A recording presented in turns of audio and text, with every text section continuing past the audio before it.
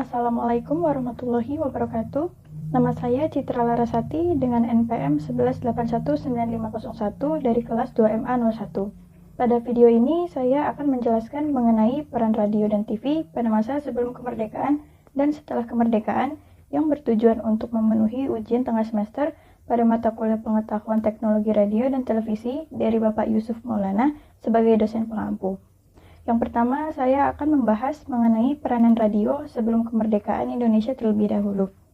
Sejarah radio dimulai pada saat penjajahan Belanda, di mana Belanda membawa radio pada tahun 1923 yang digunakan untuk para koloni Belanda berkomunikasi dengan mereka yang ada di negara asal mereka.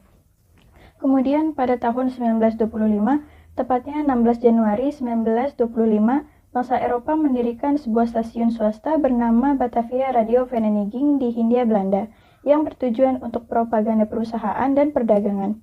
Pada tahun 1934, pemerintah kolonial Belanda di Hindia Belanda mendirikan stasiun radio Netherlands Indische Radio Omroep Maatschappij atau NIROM yang digunakan untuk memperkukuh penjajahannya di Hindia Belanda.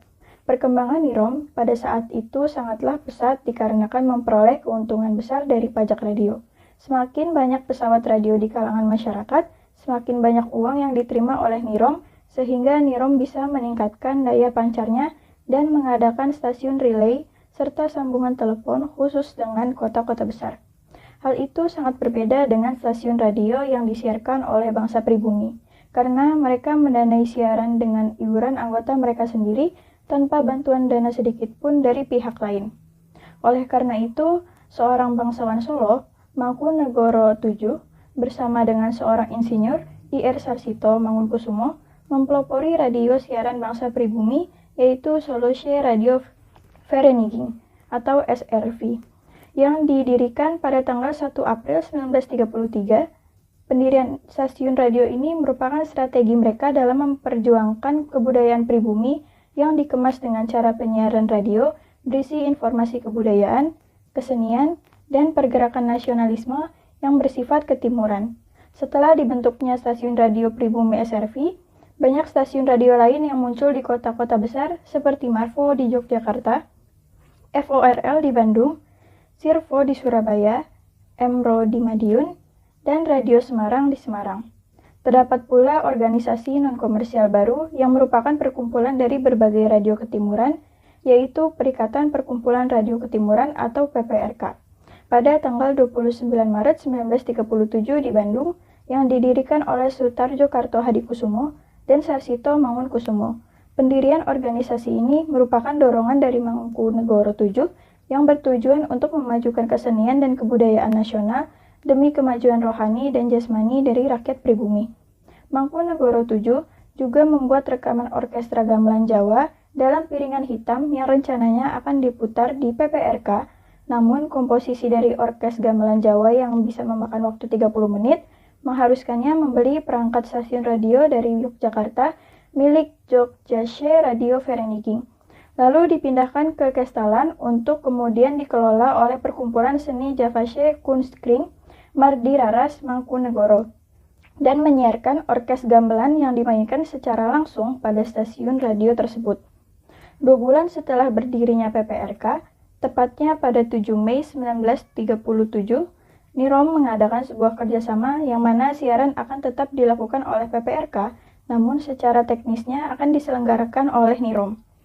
Seiring dimulainya Perang Dunia Kedua, pada saat itu posisi pemerintahan Hindia Belanda di Indonesia pun semakin tersudutkan, di mana hal itu justru memberikan keuntungan bagi pribumi juga PPRK, sehingga PPRK bisa menyiarkan siaran mereka sendiri untuk pertama kalinya pada 1 November 1940.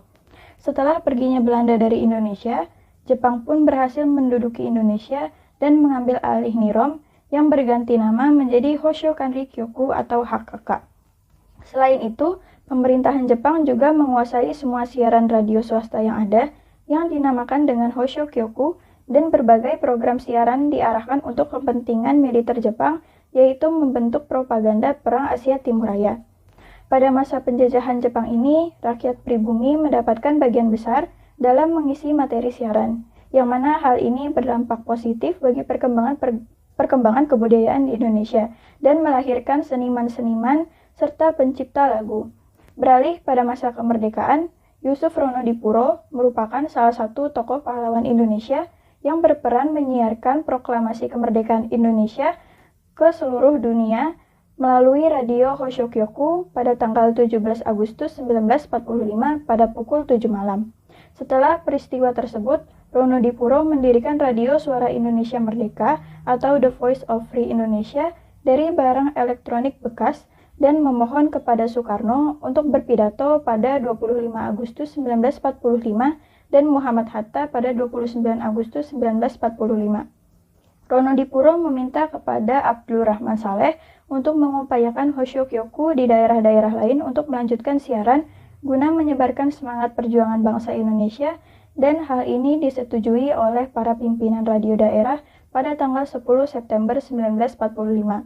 Karena pemerintahan Jepang terus menolak untuk memberikan stasiun-stasiun radio daerah, pada tanggal 11 September 1945 pun terjadi perebutan paksa yang berhasil diambil oleh bangsa Indonesia dan berganti nama menjadi Radio Republik Indonesia yang dipimpin oleh Yusuf Ronodipuro.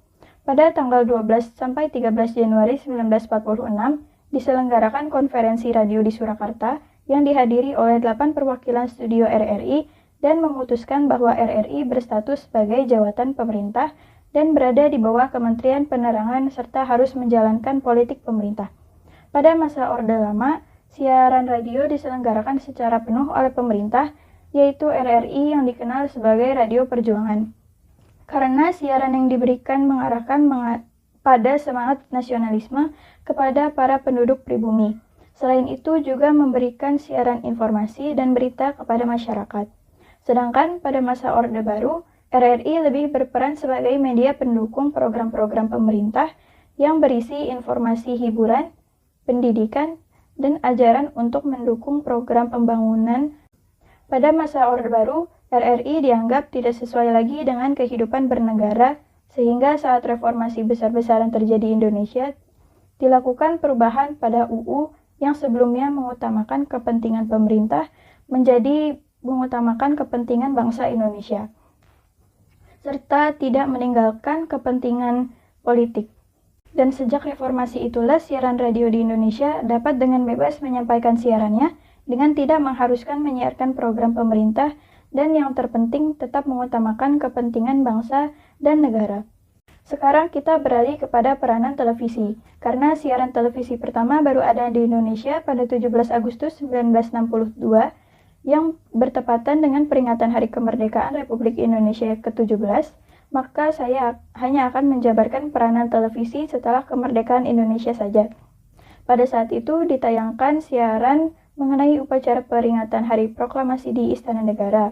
Stasiun televisi pertama di Indonesia adalah TVRI yang didirikan pada 23 Agustus 1962. TVRI didirikan karena saat itu Indonesia menjadi tuan rumah Asian Games keempat pada tanggal 24 Agustus 1962, sehingga harus menayangkan pertandingan secara kontinu ke seluruh provinsi di Nusantara. Pada masa Orde Baru, TVRI berperan sebagai alat komunikasi pemerintah, di mana TVRI harus menyampaikan informasi tentang kebijakan pemerintah kepada rakyat dan pada waktu yang bersamaan menciptakan two-way traffic dari rakyat untuk pemerintah selama tidak mendiskreditkan usaha-usaha pemerintah yang secara garis besar adalah untuk membangun bangsa dan negara Indonesia yang modern dengan masyarakat yang aman, adil, tertib, dan sejahtera. Pelaksanaan TVRI harus meletakkan tekanan kerjanya pada integrasi supaya menjadi suatu well-integrated mass media pemerintah. Pada tahun 1989, muncul televisi swasta pertama di Indonesia, yaitu RCTI, walaupun masih terbatas hanya untuk wilayah Jabodetabek saja. Pada awalnya, pendirian televisi ini tidak diizinkan oleh rezim Orde Baru karena monopoli informasi dan hanya memperbolehkan televisi nasional yang ditayangkan yaitu TVRI. Namun pada akhirnya izin pendirian televisi swasta pertama diberikan pada RCTI, kemudian disusul oleh SCTV, Indosiar, dan TPI. Walaupun tetap dalam pengawasan rezim Orde Baru dan tidak boleh memproduksi produk jurnalistik. Pada saat proses reformasi, televisi swasta memiliki peran yang sangat penting. mahasiswa mempelopori dan televisi swasta membantu untuk melengsarkan Presiden Soeharto pada saat itu. Setelah proses reformasi terjadi, TVRI banyak mengalami perubahan status. Ditetapkan bahwa tugas dari TVRI adalah memberikan pelayanan informasi, pendidikan, dan hiburan yang sehat, kontrol dan perekatan sosial, serta melestarikan budaya bangsa untuk kepentingan seluruh lapisan masyarakat melalui penyelenggaraan penyiaran televisi yang menjangkau seluruh wilayah NKRI. Hingga pada saat ini, stasiun televisi di Indonesia sudah banyak sekali dan tiap stasiun televisi pun memiliki program unggulan masing-masing yang mengutamakan informasi, ada yang mengutamakan hiburan, dan ada juga yang mengutamakan keduanya. Pada intinya, peran televisi pada saat ini adalah untuk kepentingan masyarakat Indonesia. Kepentingan dalam hal mencerdaskan, menghibur, juga memperluas wawasan bangsa Indonesia. Mungkin cukup segitu saja yang bisa saya sampaikan mengenai peran radio dan televisi. Kurang lebihnya mohon maaf. Wassalamualaikum warahmatullahi wabarakatuh.